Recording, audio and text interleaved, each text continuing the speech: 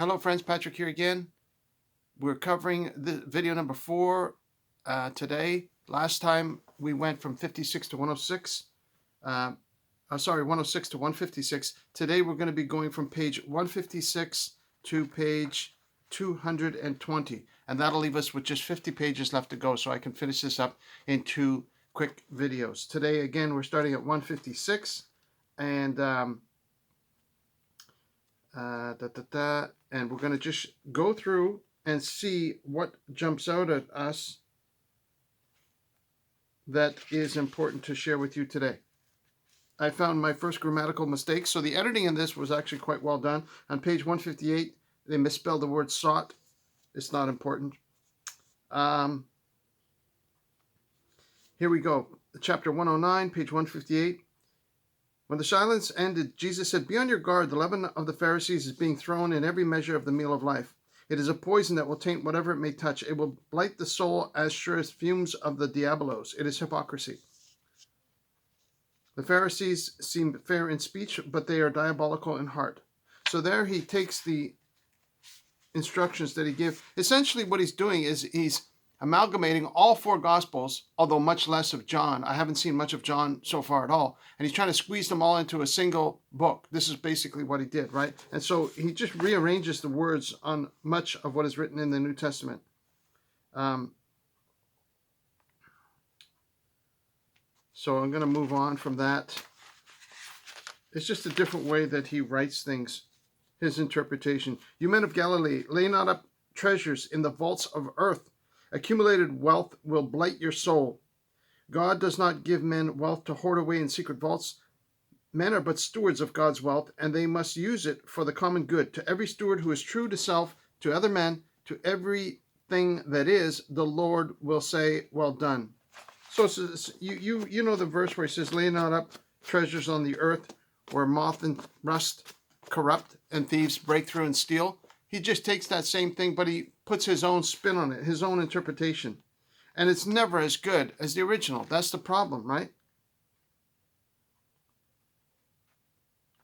Instead of saying man cannot serve bread, God, and mammon, man cannot serve God and mammon, he says a servant in the house of God cannot be servant in the house of wealth, nor in the synagogue of sense. So his version of the New Testament is nowhere near as good as the original. He essentially ruins it. "The servant who has come into the light, who knows the master's will and does it not, the trusted guard who goes to sleep within the turret of the tower of life, shall feel the lash of justice many times, while he who does not know his master's will and does it not will not receive the graver punishment." How convoluted and twisted is that compared to the New Testament version? It simply says, he who knows the right thing to do and didn't do it, he's going to be beaten a lot more severely than the guy who was ignorant and did things worthy of stripes. It's so much easier to understand in the New Testament, whereas this author decides to be presumptuous and precocious and change everything around in his own way. And they just jump out at you glaringly. Like a lot of it is his own original ideas, and those are inconsequential. But for the most part, he's just taking word for word what was written in the New Testament, putting his own spin on it, trying to make it sound different, and it comes out worse.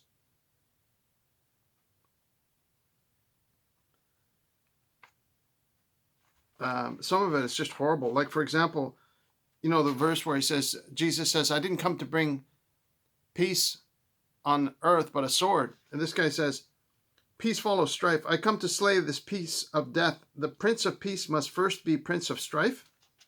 It doesn't even make sense. When Jesus says it, it's in the right context at the right time, and it makes perfect sense. But this guy is all over the map. And then here he goes right off the rails in this section. "If you would judge right of human life, you must arise and stand upon the crest of time and note the thoughts and deeds of men as they have come up through the ages past. For we must know that man is not a creature made of clay to turn again to clay and disappear. He is part of the eternal whole. There never was a time when he was not. A time will never come when he will not exist. And now we look. The men who now are slaves were tyrants once. The men who now are tyrants have been slaves. The men who suffer now once stood aloft and shouted with a friend's delight, while others suffered at their hands. And men are sick and halt and lame and blind because they once transgressed the laws of perfect life, and every law of God must be fulfilled. So he's basically promoting a concept of reincarnation, saying if people, they always were, so they just kept getting reincarnated, and if they used to be, if they're slaves now, they used to be tyrants. He's promoting reincarnation. That doesn't make any sense. New Testament says that if you're a slave, rather become free. You're bought with a price. Don't become slaves of men. If you have a way to become free, do that. And in fact, the first century Christians spent a lot of their efforts trying to free people that were enslaved. They had been enslaved because Romans had conquered their native countries, wherever they were from, and they came to Rome and they became slaves and had different functions. Well, when they became Christians, the Christian church would raise money to purchase their freedom. That was a common thing that they did, right? This guy's saying, oh, if you're a slave, you deserve to be a slave because you were a tyrant in a previous life. What nonsense. It gets, it goes from bad to worse sometimes. Instead of, sometimes he just introduces terms which are totally unnecessary, like using the term Christines instead of Christians. It's unnecessary, right? He's just trying to be flippant, precocious, get attention to himself for whatever reason he had during his lifetime. It's not impressive in the retrospect of history. The story when the guy was demon possessed, and the demon said, "Let us go into the swine." This guy says, "Go forth and take possession of the unclean quadrupeds." So instead of using the word pigs or swine, he uses the word quadrupeds. Totally silly, ridiculous, unnecessary. And I can go into more detail, but I'm going to save you the torture. So the scripture about the wine going into the new wineskins. He goes through and he goes right off the rails on it and adds absolutely nothing to that parable. Doesn't explain it at all.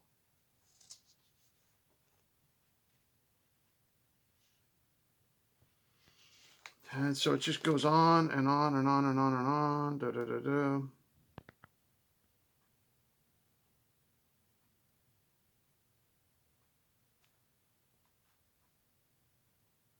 And he continually uses the term holy breath.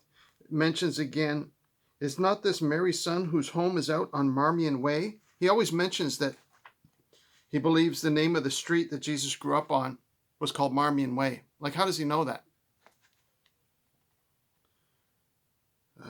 Sometimes he's got some nice insights, right? He says, an evil thought of any kind will do you harm. It will dissipate your power. So some of it is valuable to reflect on and is probably good advice, which would have been excellent in a basic commentary on the New Testament. He who loves his life more than he loves the Christ cannot please God. That's good commentary,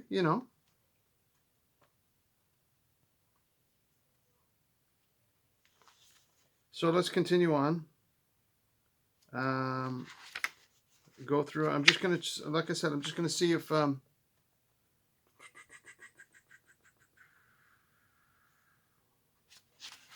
anything is worthwhile sharing with you.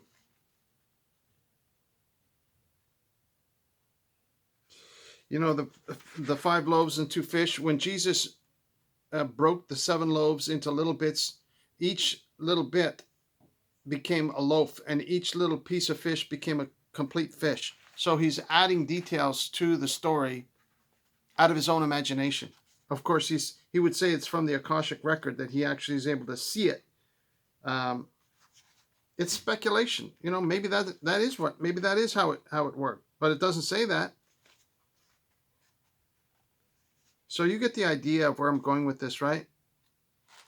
there's nothing that jumped out at me and said, oh, wow, this is really, really insightful. The man who judges harshly is the man whose heart is full of crime. So some of it is some interesting commentary, right? And then some of it goes right off the rails. God is the 10, the holy Jod. When God and man are multiplied, we have 70, the number of the brotherhood of man. So he gets into some weird numerology stuff as well. And sometimes he just speaking very clumsily. He continually uses the term courtesan in place of the word prostitute. That's a common thing that he does. Instead of using the word devil, he uses the word diabolos.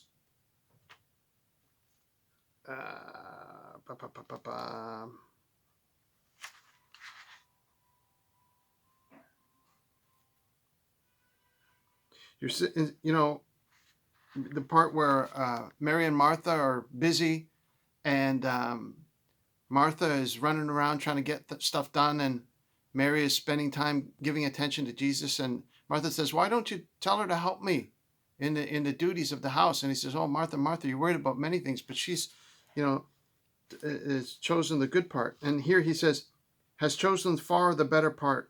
So he's putting the words back to front. He gets them mixed up sometimes. Doesn't even make sense. Sorry to be so negative on this, but I just wanted to get through it because I was hoping that something might be, of value. Jesus said, "The way is tough that leads to life. The gate is narrow and is guarded well, but everyone who seeks in faith shall find the way, and they who know the word may enter in." See, instead of just sticking with how it's written in the New Testament, narrow is the way that leads to life, and broad is the way that leads to destruction. It's so much more simpler to understand in the New Testament. So he went out of his way to try and complicate things to, I don't know, impress his audience, or there's no reason really for him to do that. And then, when the rich man died, went to heaven, he was in agony in the flames. The guy that had Lazarus laid at his gate, that when he said, "Oh, Father Abraham, please send someone to let my family know, otherwise they'll come to this place of torment too." And Abraham replied, "Well, they have Moses and the prophets. If they don't listen to them, they're not going to believe even if someone rises from the dead."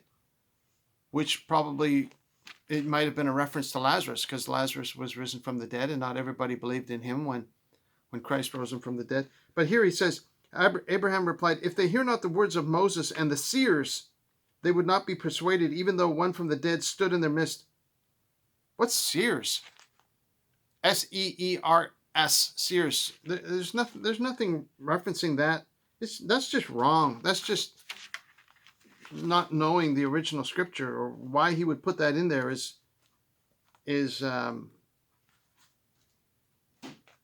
bad.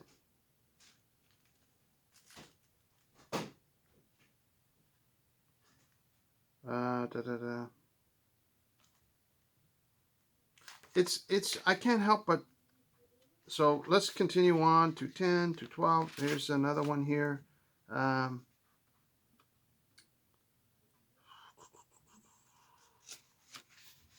It's a little bit of reference to the Gospel of John, but very little. It's mostly Matthew, Mark, and Luke is what he's using as his basis. Instead of saying Jesus wept, that's the shortest verse in the Bible, he writes it as, "and Jesus wept." So he increases the density of the phrase by a third by adding in an extra word, and that word is unnecessary there when Lazarus is being buried, right? Some of it he almost does word for word. Jesus said, "I'm the resurrection and the life. He who has faith in me, though he be dead, yet shall he live." That's almost word for word from the original.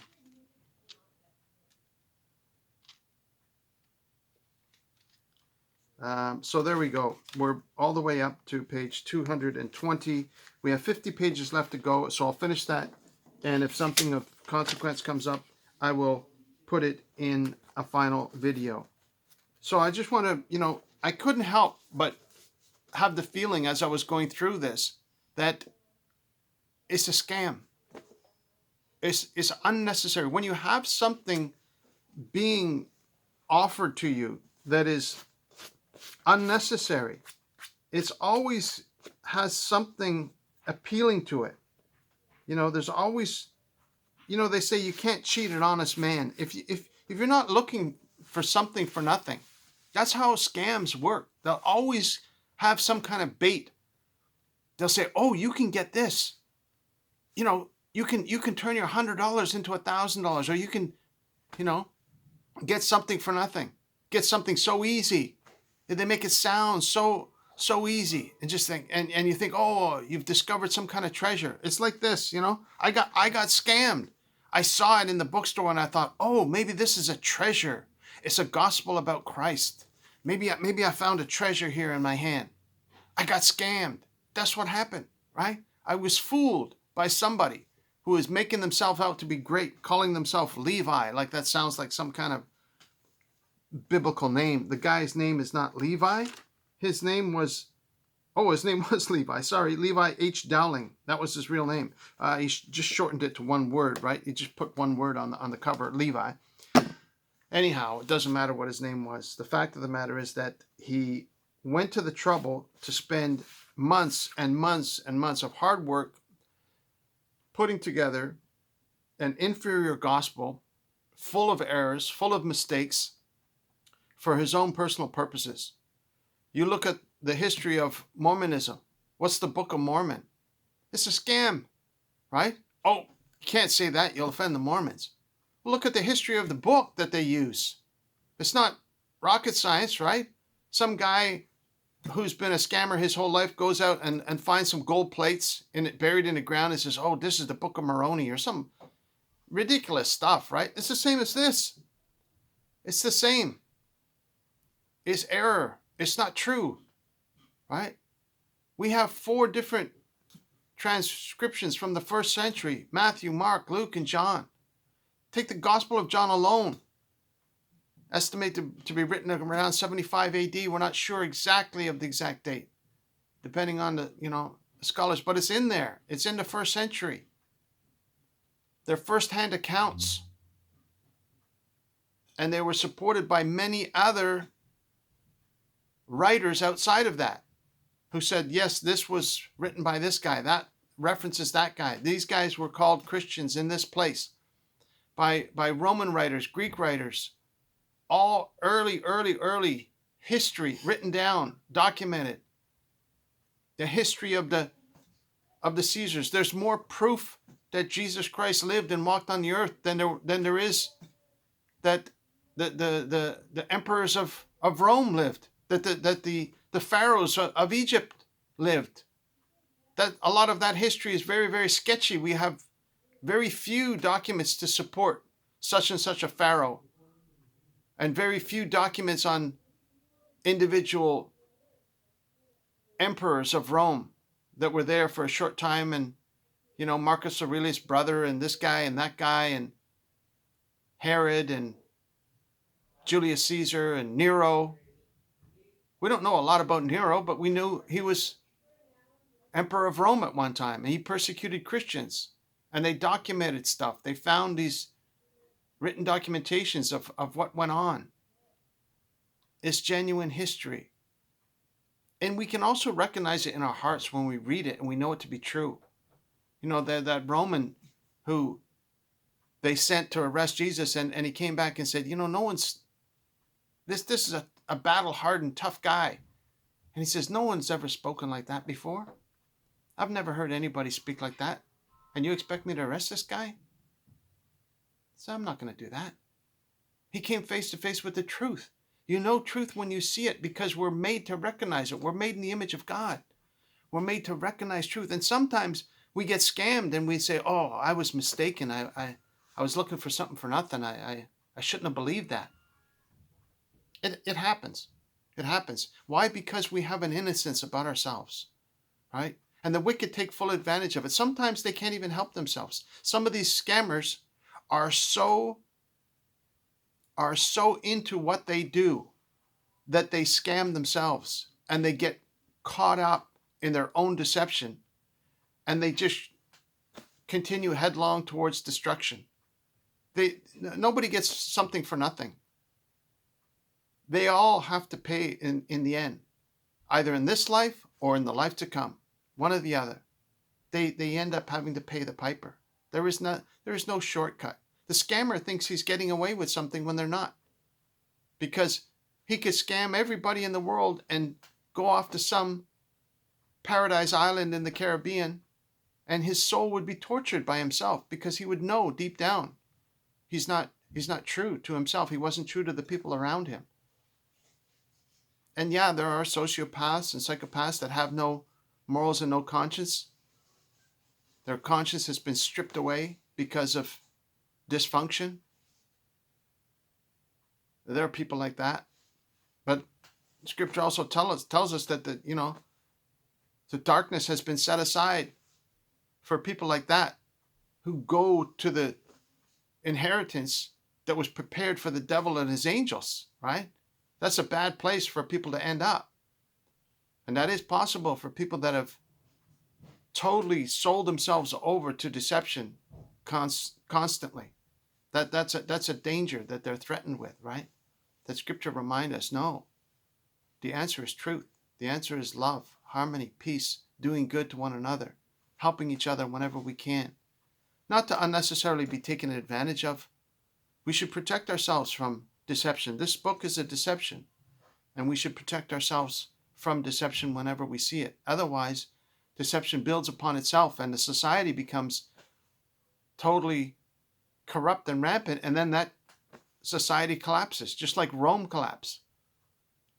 Just like Western society will collapse if it becomes too corrupt.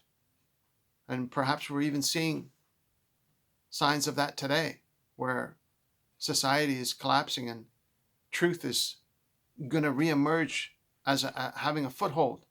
And that'll be the basis for getting along with one another. Not just deception and corruption and everybody out for themselves, everybody trying to steal from each other. There should be sharing. There should be blessing one another, encouraging each other while we can. That's more valuable. That's more important, to live in harmony. I hope that makes sense. I'm sorry. Oh, I went over time. I'm sorry. Thank you for watching. God bless you. I'm sorry to have to go through this book because it's not a good book, but I promise I'll find a better one down the road. And I'll do one more video on this book, and that'll be it. It'll be finished, and then we can move on, okay? Thank you for watching. God bless you. I love you very much. Take care of yourself. Be good, okay? Bye-bye. Bye.